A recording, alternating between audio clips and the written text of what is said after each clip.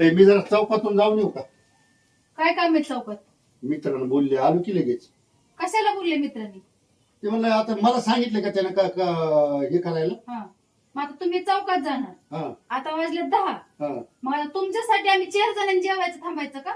लगेच आलो की. हा? लगेच आलो ना. आता थंडी पडली मरणाची, हा सकाळी लवकर कामाला जावं लागतंय आणि मित्रांनी बोलले. मित्रांनी कशाला डोसा बोलले का आता गटा?